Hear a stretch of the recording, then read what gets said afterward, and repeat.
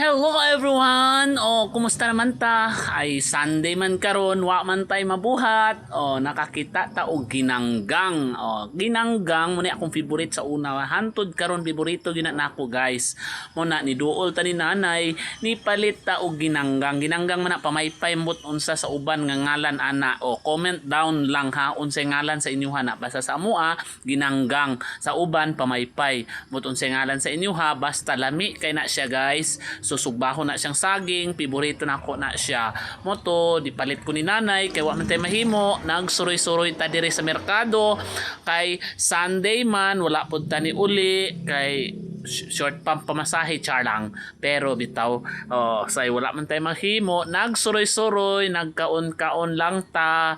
So enjoy lang nato ang atong kinabuhi, guys, kay ang kinabuhi once lang sa ato maabot dire sa kalibutan.